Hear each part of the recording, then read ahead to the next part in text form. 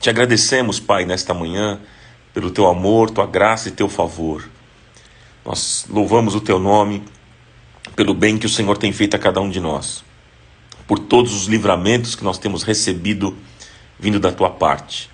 E pedimos ao Senhor que fale conosco nesta manhã, que o Senhor traga um ânimo novo e renove as nossas forças para esta semana, para que tenhamos uma semana abençoada e uma semana de vitória na presença do Senhor.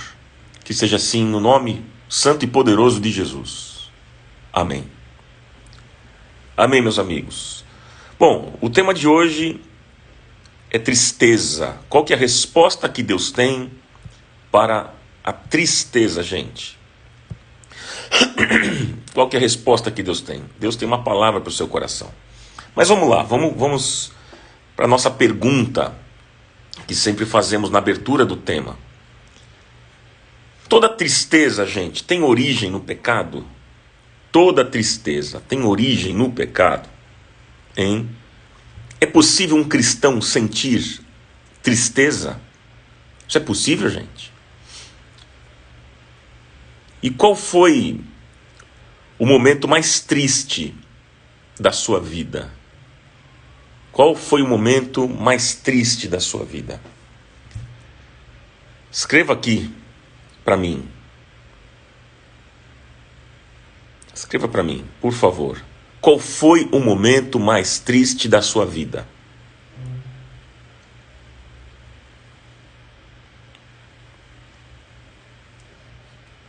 Vamos lá. Qual foi o momento que você viveu de muita tristeza?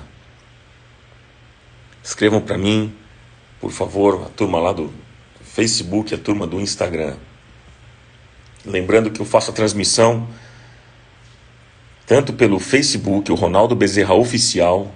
Você pode também me seguir nessa página. É uma fanpage lá no Facebook, Ronaldo Bezerra Oficial. E no Instagram, se você que está no Facebook e não me segue ainda no Instagram, eu estou também no Ronaldo Bezerra _. Vamos lá. Bom, no Facebook, a Rosângela disse que foi a morte do pai. José disse perder pessoas que se foram. O Carlos disse que quando ele confiou na igreja e ele descobriu que tudo era farsa. O sepultamento, disse a Edna, o sepultamento do meu irmão Silvio, que morreu de Covid. Triste isso, né, gente? A Élida disse a morte do irmão.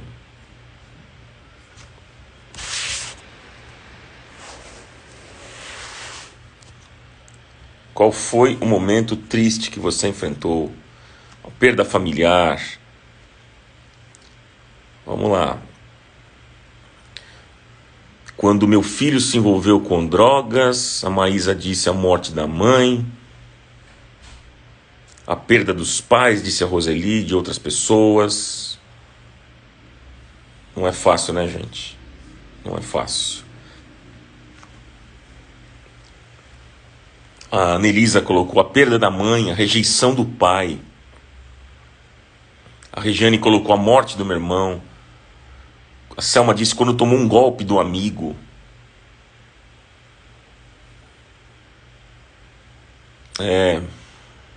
Vamos lá. Evanise colocou o meu momento mais triste foi quando 2 anos atrás a minha mãe partiu. Morreu.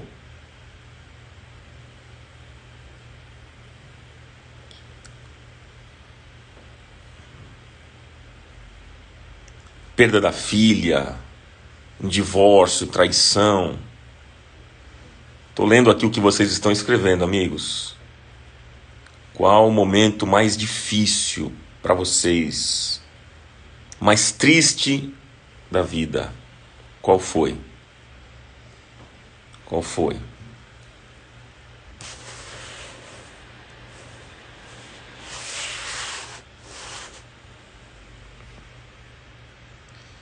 Ok. Envolvimento do filho com droga e bebida, disse a Selma. A Teresa disse a morte do do pai e a minha separação, disse ela. Que mais? A Lena Frias colocou drogas na família. Enfim, tantos motivos, né, gente? Tantos motivos. Bom, amigos, nós sabemos que a tristeza, ela faz parte da vida, do viver humano. A tristeza faz parte, como qualquer outra dimensão da vida. Quem viveu alguns anos, com certeza já se encontrou com a tristeza.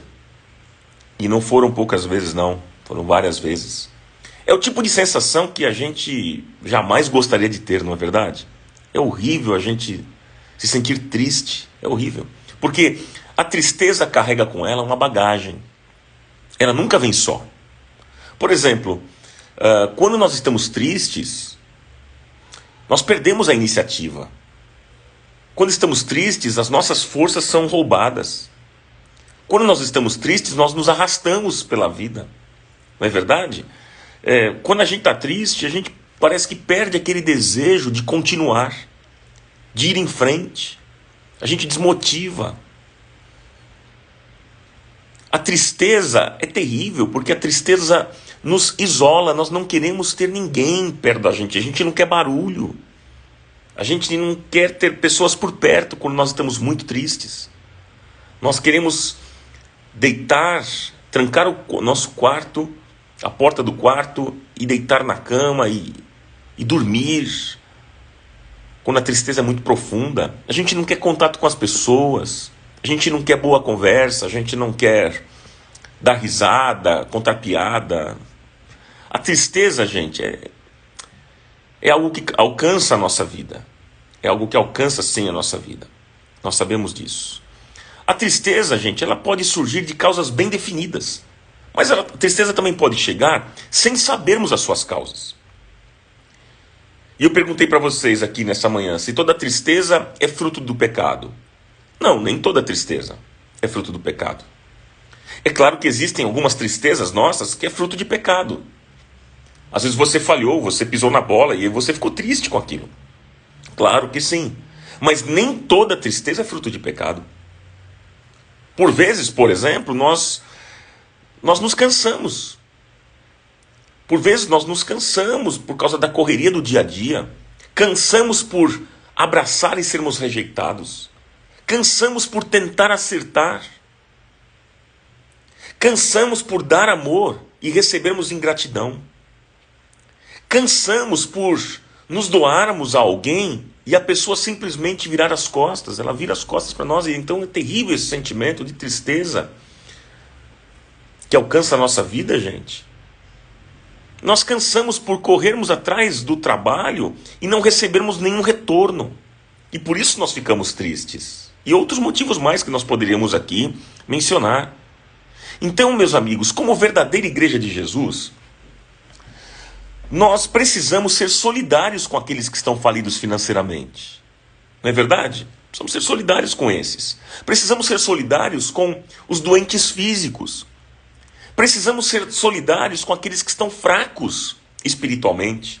Mas ainda existe uma outra dimensão que nós não podemos esquecer, que é o de termos misericórdia e sermos solidários também com aqueles que estão tristes. O que é a tristeza, gente? O que é a tristeza? A tristeza é a dor do coração que arranca o sorriso do rosto.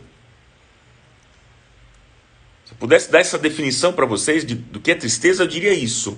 É a dor do coração que arranca o sorriso do rosto. O que é tristeza? São o espírito e a alma quebrados. São os olhos decaídos. Provérbios 15:13 diz: o coração alegre aformoseia o rosto, mas pela dor do coração o espírito se abate. O coração alegre aformoseia o rosto, mas pela dor do coração o espírito se abate.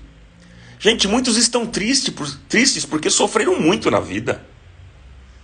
Outros estão tristes porque sofreram golpes mortais, como aqui alguns falaram. foram traídos por amigos. E ainda outros por causa de perdas. Quanta gente eu vi aqui dizendo, poxa, perdi um familiar, perdi um amigo, perdi meu filho para as drogas. Gente, a Bíblia mostra pessoas que ficaram tristes. Sim. Você vê, por exemplo, você vê lá no Evangelho de Lucas, no capítulo 7.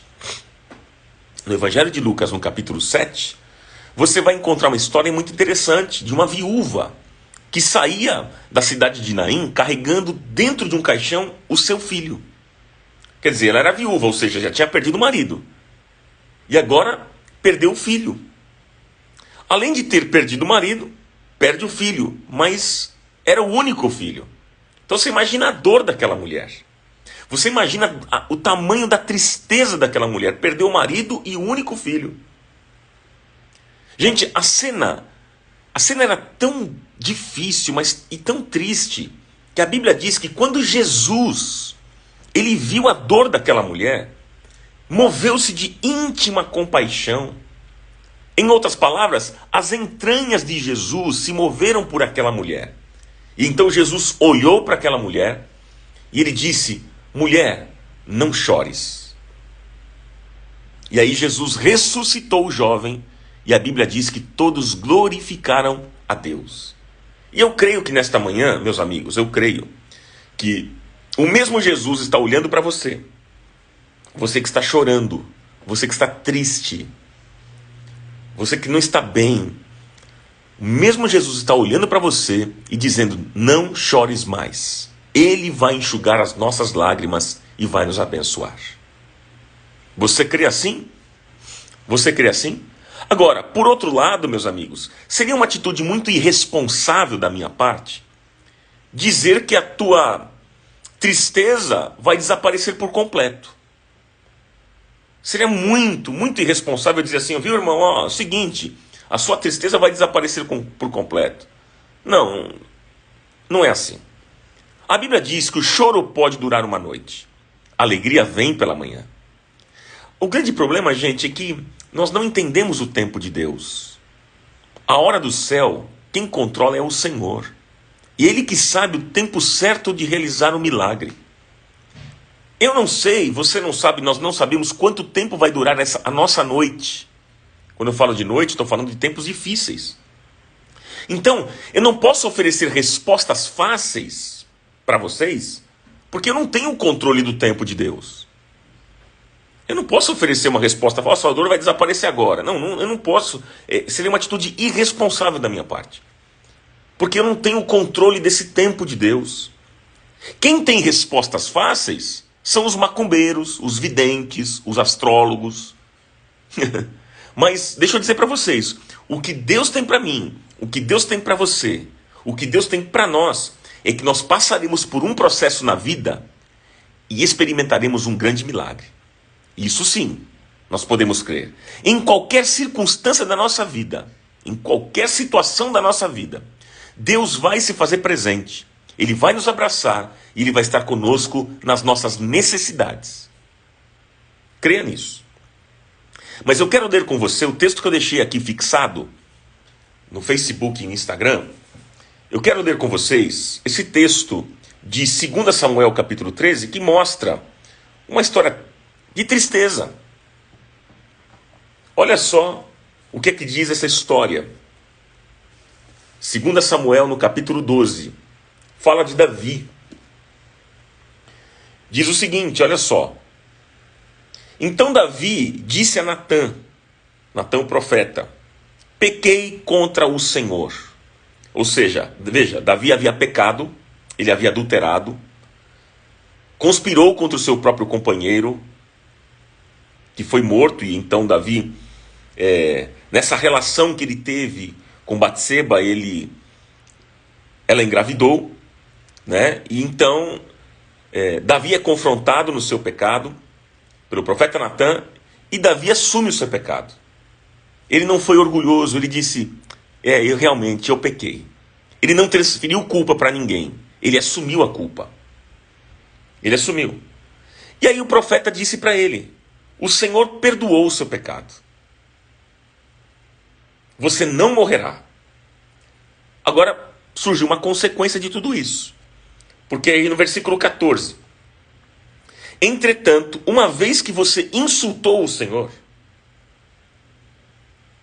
o menino morrerá. O menino morrerá. Depois que Natã foi para casa, o Senhor fez adoecer o filho que a mulher de Urias dera a Davi, a Betseba. E Davi implorou a Deus em favor da criança. Ele jejuou e, entrando em casa, passou a noite deitado no chão. Os oficiais do palácio tentaram fazê-lo levantar do chão, mas ele não quis e se recusou a comer. 7 dias depois, a criança morreu. Os conselheiros de Davi ficaram com medo de dizer-lhe que a criança estava morta e comentaram: enquanto a criança ainda estava viva, nós falamos com Davi, mas ele não quis dar ouvidos. Como é que nós vamos falar agora que a criança morreu? Ele vai cometer uma loucura se a gente falar isso. E Davi, diz o texto, versículo 19, percebendo que os seus conselheiros cochichavam entre si, compreendeu que a criança estava morta. E ele então perguntou: a criança morreu? E então os conselheiros disseram: sim, a criança morreu. Então Davi se levantou, diz o texto, lavou-se, perfumou-se, trocou de roupa. Depois entrou no santuário do Senhor e o adorou. E voltando ao palácio, pediu que lhe preparassem uma refeição e comeu.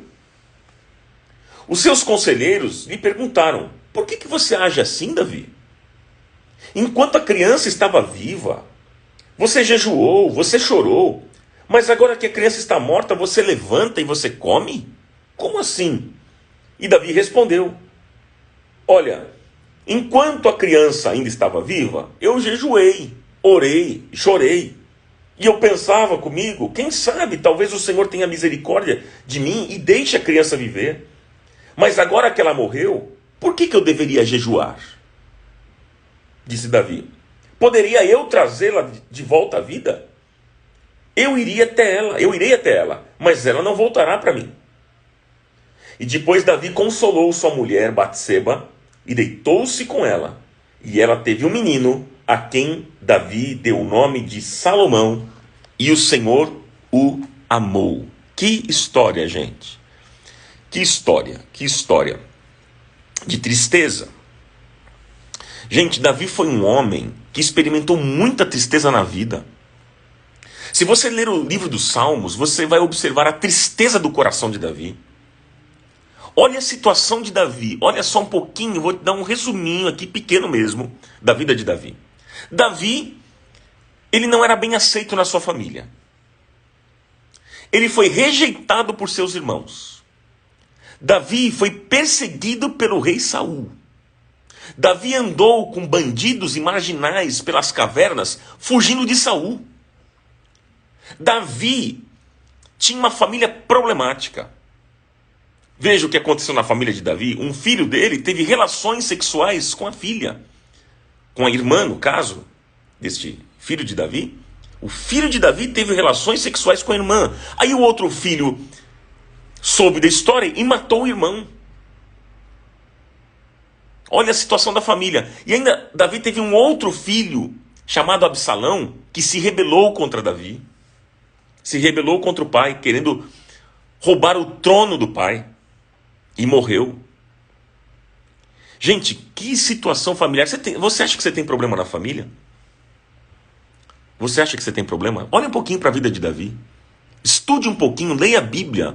Leia um pouco a história de Davi. Você vai perceber como ele teve problemas na sua casa, no seu lar. E ainda mais agora Davi havia pecado contra Deus. Davi adulterou com Batseba e conspirou contra o seu próprio companheiro Urias, que era o marido da Batseba. E então, depois do pecado, ele foi confrontado através do profeta Natã. Mas a mulher ficou grávida. A Batseba ficou grávida e deu à luz. E depois do confronto com o seu pecado, Davi escreve, anote, Davi escreve o Salmo 51. Depois do pecado, ele escreve o Salmo 51, que inclusive foi o tema da semana passada, quando eu falei sobre erros. Lembra quando eu disse para vocês que a pergunta era: você teria coragem de cometer uma besteira na vida e depois escrever um poema e pedir para os outros cantarem sobre o seu pecado? Pois é, foi o que Davi fez. Salmo 51 é um dos salmos mais tristes da Bíblia. Veja o que acontece. O menino nasce, aquele menino nasceu. E o profeta disse da parte de Deus que aquela criança não ia viver. Aquela criança ia morrer. Davi, então, angustiado, cheio de culpa. Você imagina a cabeça de Davi naquele momento. Cheio de culpa. Ele se trancou no quarto. A Bíblia diz que ele deitou-se no chão. Ele jejuou por 7 dias. 7 dias. Pedindo ao Senhor que poupasse a vida do seu filho. Mas não teve jeito. O filho morreu. O fim dessa história, até esse ponto, foi triste. Mas não terminou a história. Mas até esse ponto, foi triste. O menino morreu, ele orou, ele buscou, pediu a Deus, mas não teve jeito.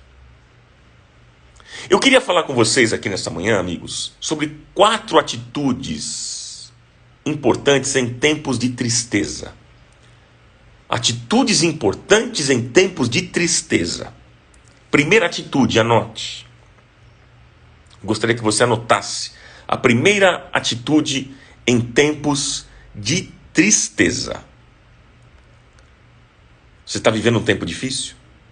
Você está vivendo um tempo complicado de dor, de angústia, de tristeza? Ok. Primeiro, nunca desista de Deus.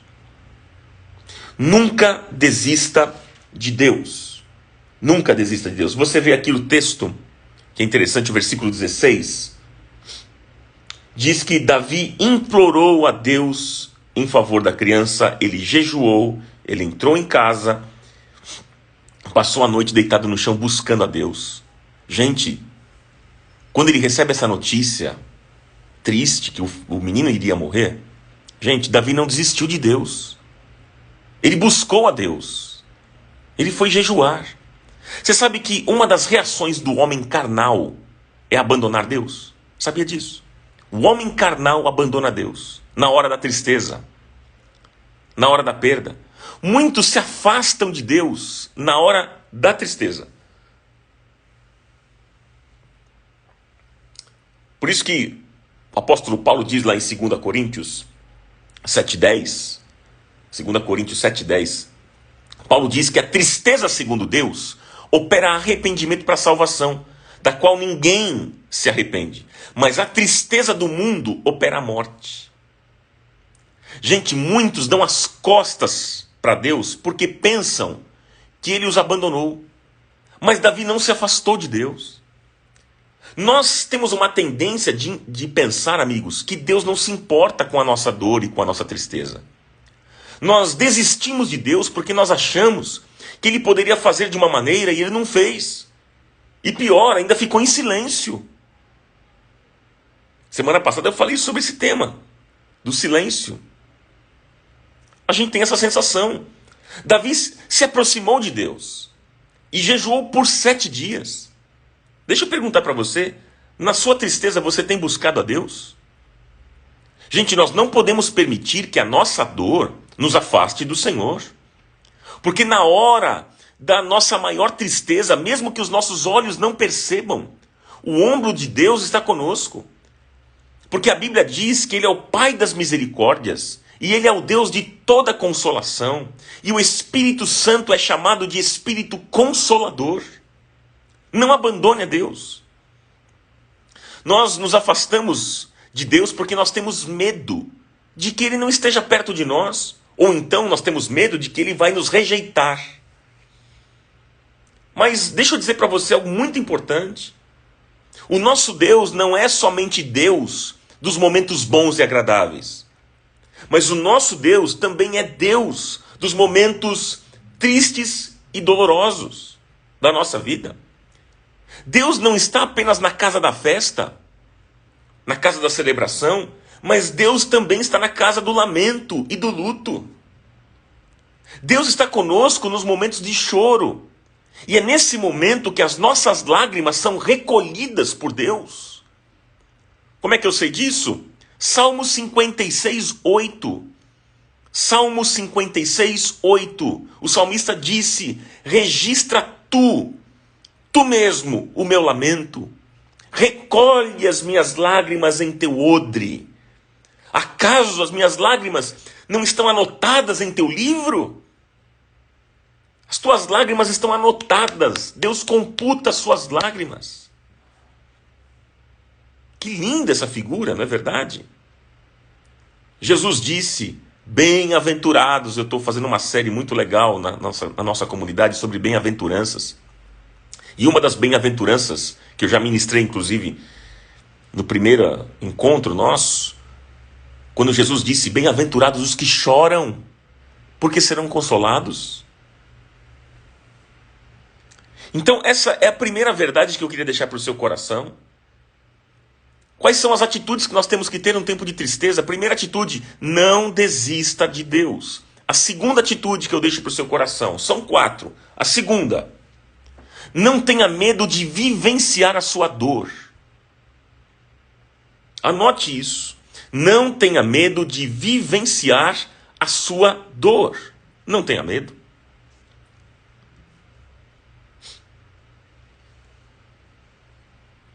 Olha só Davi dizendo, né? Davi respondeu: enquanto a criança ainda estava viva, eu jejuei e chorei. Ele vivenciou mesmo. E ele pensava: quem sabe o Senhor vai ter misericórdia de mim e vai deixar essa criança viver. Então, ele diz aqui: enquanto a criança estava viva, ali doente, mas estava viva, eu jejuei, eu chorei. Ele vivenciou a dor, gente. Então, a segunda atitude que Davi nos ensina: não tenha medo de vivenciar a sua dor. Permita que as lágrimas dos seus olhos caiam mesmo. Não tenha medo disso. Não se sinta um estranho por chorar. Permita que as lágrimas, elas lavem os seus olhos, para que você veja com muita nitidez que mesmo nas coisas mais difíceis, erradas e tortas da sua vida, Deus não vai sair perdendo e nem os seus filhos serão derrotados. As lágrimas de Davi, gente, as lágrimas de Davi lavaram os olhos dele. Ele mesmo disse no Salmo 55, 17. Ele disse: à tarde, pela manhã e ao meio-dia, choro angustiado, e Deus ouve a minha voz. Davi disse isso. Davi precisava, gente, ver que, mesmo que na situação mais triste e dolorosa que ele estava vivenciando, Deus ia dar uma guinada na vida dele. Deus ia fazer isso. Uma vez eu contei aqui, às vezes a gente não vê, né, nós não vemos o lá na frente, né? Às vezes não, a gente não consegue mesmo enxergar o lá na frente, o futuro. A gente não consegue enxergar o jeito de Deus agir, a gente não entende os planos de Deus. Davi, no momento que ele perde o filho, talvez ele não tinha entendido ainda os planos de Deus na vida dele. Mas eu contei uma história aqui muito interessante outro dia, que eu vou repetir essa história, de um naufrágio que houve. E conta-se o seguinte, que houve um único sobrevivente nesse naufrágio. E ele agradeceu a Deus porque ele estava vivo e por ter conseguido se agarrar à parte dos destroços para poder ficar boiando. Este único sobrevivente, diz essa história, ele foi para uma pequena ilha que estava desabitada. E fora, o problema é que era uma ilha fora de qualquer rota de navegação. E ele agradeceu novamente. E com muita dificuldade, né, e resto dos destroços, ele conseguiu montar ali uma pequena casinha, né, um abrigo para que ele pudesse se proteger do sol, da chuva, dos animais. E para ele poder também guardar os seus poucos pertences. E aí, como sempre ele estava fazendo, ele agradecia a Deus. E nos dias seguintes, meus amigos, cada alimento que ele conseguia caçar, colher, ele agradecia a Deus. Mas um dia quando ele voltou, quando voltava da busca por alimentos, ele encontrou o seu abrigo em chamas, envolto em altas nuvens de fumaça. Ele ficou desesperado. Imagina a situação desse homem. Desesperado, e aí ele se revoltou.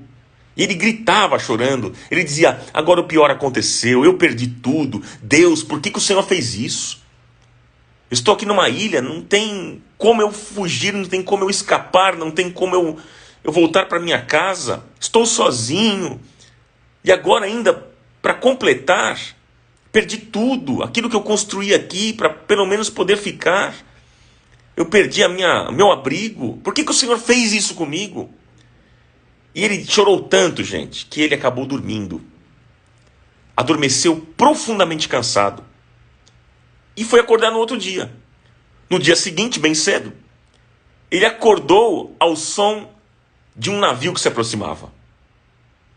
E aí então falaram para ele: viemos resgatá-lo. E ele disse: mas como é que vocês souberam que eu estava aqui? Como é que vocês souberam disso? E aí disseram para ele: porque nós vimos o seu sinal de fumaça. Era Deus que estava fazendo aquilo. Aquilo que era aparentemente uma perda na vida desta pessoa se tornou bênção. Deus usou para bênção na vida dele. Ele achava que havia acabado tudo, que a sua casinha havia sido destruída, mas Deus fez com que aquela destruição fosse bênção para a vida desta pessoa, porque houve uma fumaça e o navio passava e viu a fumaça e achou que era um sinal para poder resgatar esta pessoa. E ele foi resgatado. Que história, não é não, gente? Agora, é normal, gente, nós sentirmos muitas vezes, assim como esta pessoa que eu mencionei da história, se sentiu desencorajado, triste, desesperado quando as coisas não vão bem. Mas deixa eu dizer para você nesta manhã que Deus age sim em nosso benefício, mesmo nos momentos de dor e sofrimento. Por isso, vou dizer para você: não temas, crê somente. Não temas, crê somente. Deus tem o melhor. A maneira dele agir, muitas vezes a gente não compreende. Mas eu quero dizer para você que o agir de Deus é o melhor. E quando ele age, ninguém pode impedir. Quando ele abre portas, ninguém pode fechar. Agindo o Senhor, ninguém poderá impedir. Que seja assim. A terceira atitude que eu quero deixar para o coração de vocês. Terceira atitude, anote aí. Não se deixe largar. Não se deixe largar. Anote isso.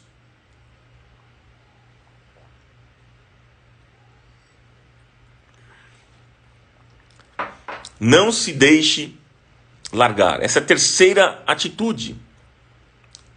Você pode anotar. Não se deixe largar. Olha só o versículo 20. Davi se levantou, ele se lavou, colocou perfume, trocou de roupa, entrou no santuário de Deus, adorou o Senhor, voltou para o palácio, pediu que preparasse uma comida, e ele comeu. Os conselheiros não entenderam. Peraí. Enquanto a criança estava viva, você jejuava, você chorava. E agora? A criança morre e você se levanta e vai comer? Você toca a sua vida assim, desse jeito? É assim que funciona? E Davi disse: pois é, sim, eu jejuei e eu chorei enquanto a criança estava viva, porque eu pensava: quem sabe, talvez o Senhor tenha misericórdia de mim e deixe a criança viver. Mas agora que ela morreu, por que eu vou jejuar por isso? Poderia eu trazê-la de volta à vida? Não, eu irei até ela, mas ela não voltará a mim. Disse Davi. Gente, deixa eu dizer uma coisa importante para vocês. É importante a gente distinguir tristeza de tristeza. Tristeza temporária e tristeza permanente. Tristeza como circunstância e tristeza como condição. A gente precisa distinguir a tristeza de tristeza. Que tipo de tristeza? Tristeza temporária, tristeza permanente. Tristeza como circunstância, tristeza como condição. Não confunda momentos tristes com tristeza, que é um sentimento profundo, doloroso e intenso. Todos nós experimentamos momentos de tristeza ao longo da vida, essa é a verdade. O problema é quando a tristeza insiste em ficar e começa a roubar a vida de nós. Esse é o problema. De repente, muitos estão assim. A tristeza está insistindo em ficar e está roubando a sua vida. Quando ela nos afasta de Deus, dos amigos e da igreja, e por fim, gente, ela gera morte, esse tipo de tristeza, vai roubando a nossa vida, os nossos dias. Quando Davi recebeu a notícia que seu filho estava morto, e que já não tinha mais o que fazer, gente, ele se levantou, ele se lavou, ele se perfumou, ele trocou de roupa, ele não se deixou largar. Deixa eu dizer uma coisa importante para vocês nessa manhã. Tem muita gente aqui que está me escutando, está me assistindo aqui, que diante de uma circunstância da vida que não tem mais o que fazer, ficam largados, engordam, ficam sujos, abandonam tudo, abandonam os amigos, abandonam a igreja, abandonam os estudos, abandonam o trabalho, criam uma atitude cínica em relação à vida, ficam dizendo por aí, o mundo não presta mesmo, a minha vida acabou. Mas você veja que Davi não agiu assim, gente. Davi não agiu assim. Gente, nós não podemos nos abandonar na vida simplesmente porque nós enfrentamos uma situação impossível. E por que nós não devemos abandonar a vida? Porque a vida continua. Porque nós estamos vivos. E o Deus que nós servimos também não nos abandonou. Ele está ao nosso lado. E sabendo que Ele está ao nosso lado, nós precisamos tomar uma decisão de não nos abandonarmos na vida. Gente, muitos se transformam num trapo, num lixo. Muitos se tornam azedos, grosseiros, amargurados. Isso aconteceu por quê? Aconteceu porque as circunstâncias fizeram com que eles se abandonassem na vida. Então nós precisamos tomar a decisão de não nos abandonarmos, mesmo que seja difícil, mesmo que seja duro, seja pesado. O apóstolo Paulo, ele disse, eu sei estar abatido e também sei ter abundância. Em toda maneira e em todas as coisas eu estou instruído, tanto a ter fartura como a ter fome, tanto a ter abundância como padecer necessidade. E ele conclui dizendo, posso todas as coisas em Cristo que me fortalece. Posso todas as coisas naquele que me fortalece. Davi, gente, Davi decidiu se recompor. E ele se preparou para o futuro. O texto mostra para nós que ele se alimentou. Ele se levantou, tomou um banho, se alimentou, ele se fortaleceu e ele cresceu. Veja, Davi era rei de um reino e não apenas pai de um menino que morreu.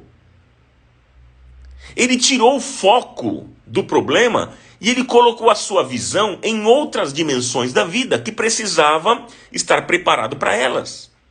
Ele precisava se fortalecer para outras dimensões da vida que não morreram com o filho. Talvez, meu amigo, meu irmão, minha irmã, talvez exista alguma dimensão da sua vida que tenha morrido ou sido amputada. Mas deixa eu dizer para você, isso não significa que tudo tenha acabado. Não significa que chegou ao fim. E mesmo que a morte chegue, nem assim você vai poder dizer que é o fim. Sabe por quê?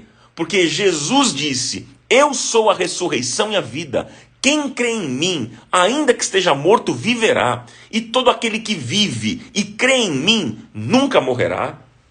Então, gente, nada poderá acabar com a nossa trajetória se nós somos de Jesus.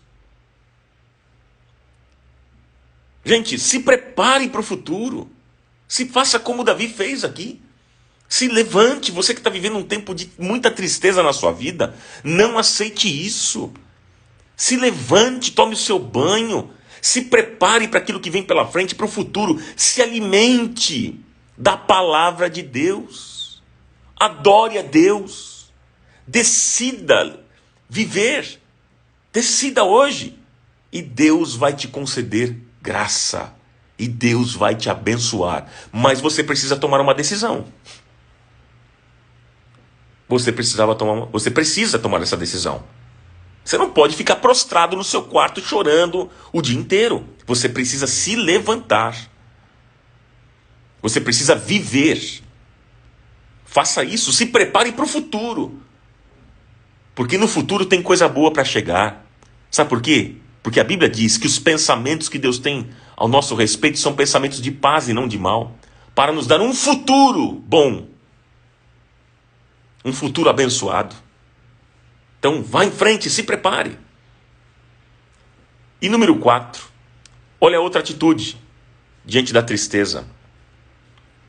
Tenha esperança. Anote isso. Tenha esperança. Tenha esperança.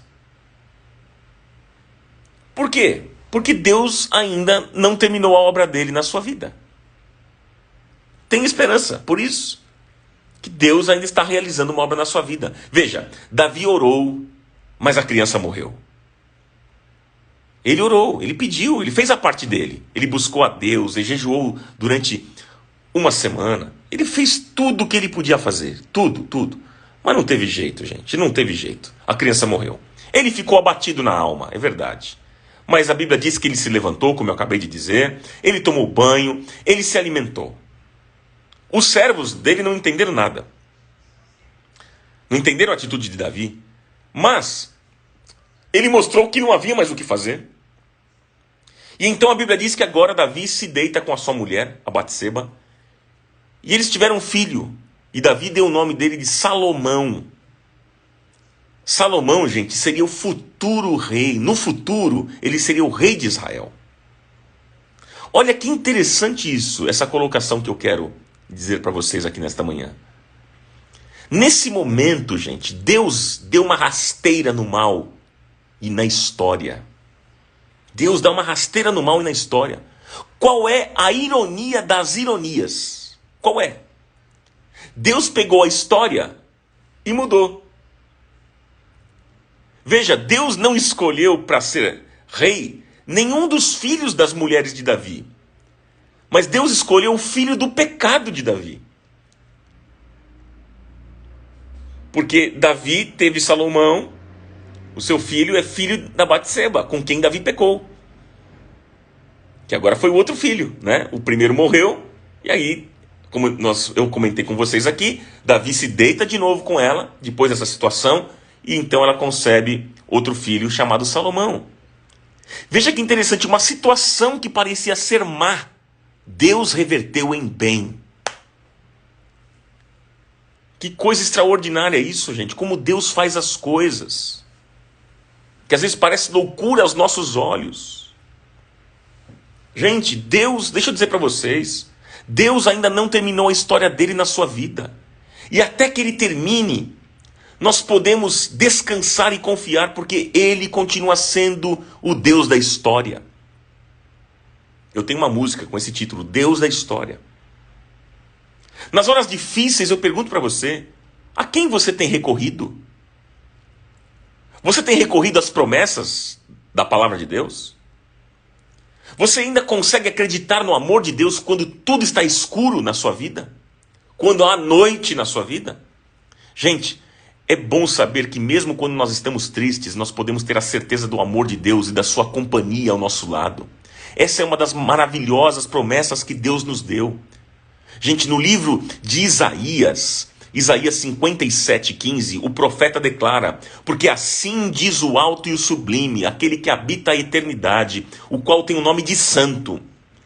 Assim diz ele: habito no alto e santo lugar, mas eu habito também com contrito e abatido de espírito, para vivificar o espírito dos abatidos e vivificar o coração dos contritos.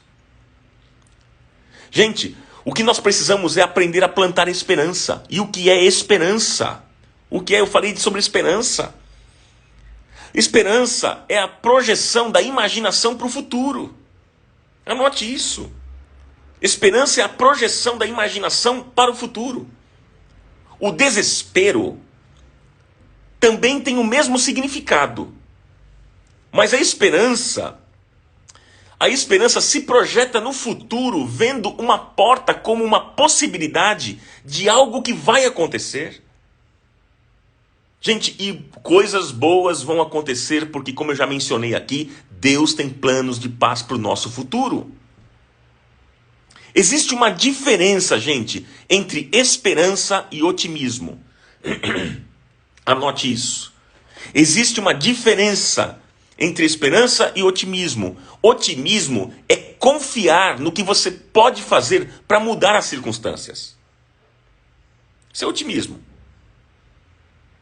Vou repetir. Otimismo é confiar no que você pode fazer para mudar as circunstâncias. E esperança? Esperança é confiar no que Deus prometeu fazer. É diferente. É legal essa definição, acho que eu vou falar de novo para vocês. Otimismo, gente, é confiar no que você pode fazer para mudar as circunstâncias. Mas a esperança é confiar no que Deus prometeu fazer. Para que serve uma esperança, gente? Para que serve? Para direcionar o seu futuro. Para te acalmar. A esperança serve para nos alegrar. Para nos fazer mais confiantes. Para fazer com que caminhemos não apenas no rumo correto, mas no ritmo certo e pelos motivos corretos. Se a esperança, em particular, não te anima, gente, tem algo errado. Você precisa conferir alguma coisa aí na sua experiência com Deus. Busque a Deus em oração, porque isso precisa mudar. A Bíblia diz, Salmo 126, aquele que sai chorando, andando e chorando, enquanto semeia, voltará com júbilo, trazendo os seus feixes. Salmo 126, versículo 6. E o Salmo 30, versículo 5, que você conhece, diz, o choro pode durar uma noite, mas a alegria vem pela manhã. Glória a Deus, glória a Deus. Eu quero finalizar essa nossa reflexão para nós orarmos aqui nesta manhã, dizendo o seguinte. Graças a Deus, amigos, nós podemos aguardar com fé a chegada desse tempo glorioso. A alegria na nossa vida. Nenhuma tempestade é suficientemente forte para nos assustar. Quando nós sabemos que o Senhor está conosco e a nossa vida está guardada nele. Não existe tristeza, gente. Não há tristeza que possa diminuir a alegria da bem-aventurança que nos aguarda. Por isso, nesta manhã, louvemos ao Senhor. Porque através dele, nós podemos hoje superar a tristeza. E Jesus diz, nesta manhã, Mateus 11, 28, vinde a mim, os que estáis cansados e sobrecarregados, e eu os aliviarei. E eu os aliviarei. É isso que ele quer fazer com você. É isso que ele quer realizar na sua vida. Em nome de Jesus. João 16, 20 diz, na verdade vos digo, disse Jesus, vocês irão chorar, vós chorareis e vos lamentareis, e o mundo se alegrará, e vós estareis tristes, mas a vossa alegria se converterá a vossa tristeza se converterá em alegria. A vossa tristeza se converterá em alegria, disse Jesus. Então eu pergunto para você, para nós orarmos nessa manhã. Você tem lidado com alguma situação na vida que hoje tem lhe causado tristeza? Hoje. Vocês falaram do passado, né? De coisas que aconteceram no passado, de morte de alguém, no passado uma perda, uma situação. E hoje? Qual é a situação que você está vivendo hoje que está causando tristeza no seu coração? Aplicando aquilo que você aprendeu hoje. Que passos você deve dar para lidar com essa tristeza?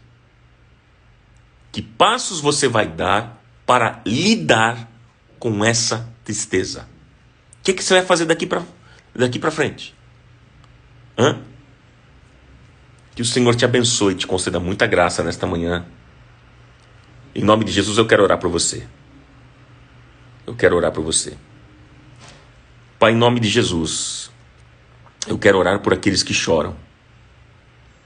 Bem-aventurados os que choram, porque serão consolados, disse Jesus. Aqui há vários tipos de choro. Choro às vezes pelo pecado que cometeu. Choro por uma perda. Choro por um problema que está vivendo. Choro por um divórcio. Choro pela perda de um filho. Senhor, Tu sabes, Tu sondas e conheces o nosso coração. Eu te peço que nesta manhã, o Teu Espírito Santo Consolador traga alento ao coração dos meus irmãos. Que eles recebam um alívio agora, nesta manhã. Toda tristeza vai embora, em nome de Jesus. Senhor, toca, Senhor, nesta manhã, o coração daquele que está abatido, daquele que está triste. A história não acabou.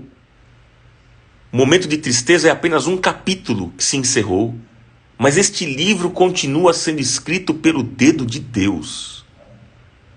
É o Senhor que está escrevendo e o final dessa história é bom.